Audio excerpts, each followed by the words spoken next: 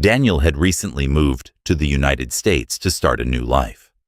He didn't know many people, and money was tight, so he took a job as a night security guard at a large shopping mall on the outskirts of the city. The mall looked modern from the outside, but inside, it carried a strange, heavy silence, as if it had been empty for much longer than it should have been. On his first night, his supervisor gave him a sheet of paper filled with rules and told him to follow them exactly. The warning felt serious, but Daniel didn't take it too seriously at first. He assumed it was just a way to scare new employees. Still, he kept the paper in his pocket. At 10 p.m., the main doors locked, and Daniel officially started his shift. In the beginning, everything felt normal. The halls were empty, the lights were dim, and soft music echoed through the corridors. He walked past closed stores, occasionally checking doors and cameras.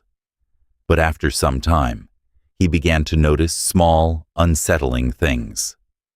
Reflections in the glass didn't match his movements perfectly, and shadows sometimes stretched in unnatural ways. Close to midnight, Daniel saw a woman in a white dress walking slowly through one of the corridors. She looked out of place, like she didn't belong there. Remembering the rules, Daniel tried to ignore her and continued walking. As he passed, she softly asked him for help finding the exit. The moment he stopped and turned to respond, she was gone. The corridor was empty, but wet footprints were left behind on the floor, stopping right where he stood. That was the moment Daniel realized something was seriously wrong. As the night continued, the strange events became more frequent. Around 1:30 a.m., escalators began moving on their own, even though the power settings hadn't been changed.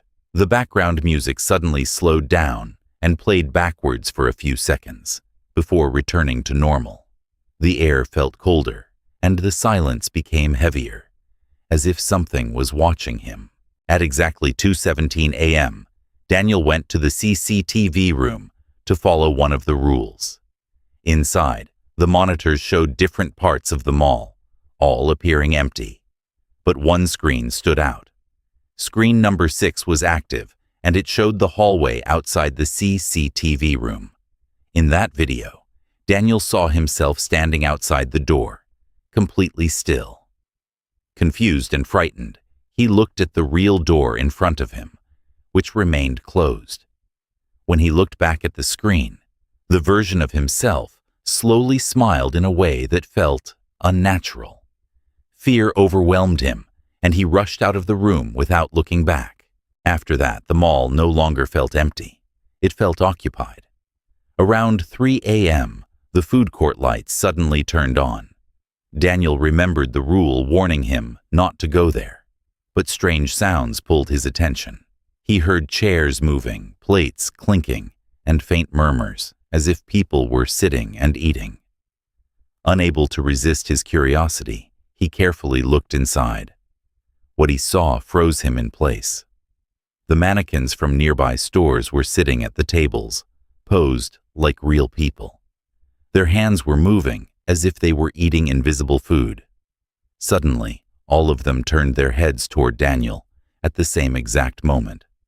Terrified, he ran away, without stopping. As panic took over, Daniel lost his sense of direction. The temperature inside the mall dropped, and he could see his breath in the air.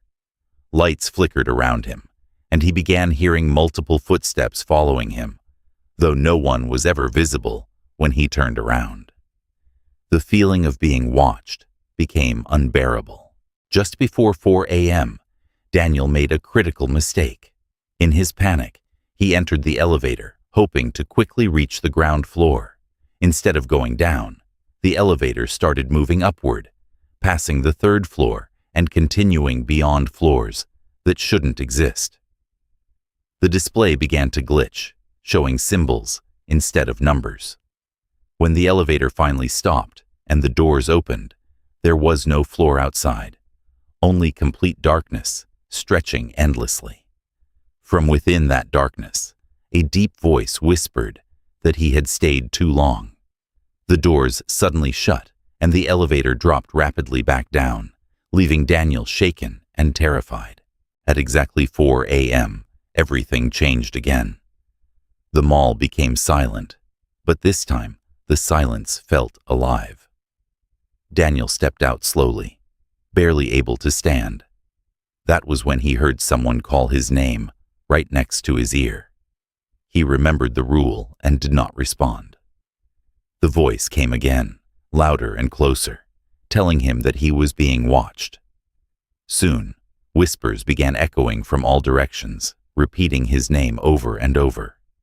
Daniel closed his eyes, covered his ears, and waited, hoping it would stop. Time felt distorted, but eventually, the darkness faded. At 6 a.m., morning light entered the mall, and everything returned to normal. The strange presence disappeared, and the building once again looked like an ordinary shopping center. Time felt distorted, but eventually, the darkness faded. At 6 a.m., morning light entered the mall, and everything returned to normal. The strange presence disappeared, and the building once again looked like an ordinary shopping center. Daniel walked out, exhausted but alive. His supervisor was waiting near the entrance. He calmly asked if Daniel had followed all the rules. After a moment of hesitation, Daniel lied and said yes. The supervisor simply nodded and told him that it was good he survived, because not everyone does. Daniel never returned to that job. He avoided the area completely and tried to forget what he had experienced. However, a few nights later, his phone buzzed with a notification from the mall's security system. It was an alert for CCTV activity. When he opened it, he saw the live feed from inside the mall. The corridors were dark and empty at first, but then a figure stepped into view. It was Daniel. But something about him felt wrong. He looked directly into the camera and slowly smiled. Then, the screen went black. From that night on, Daniel knew one thing for sure.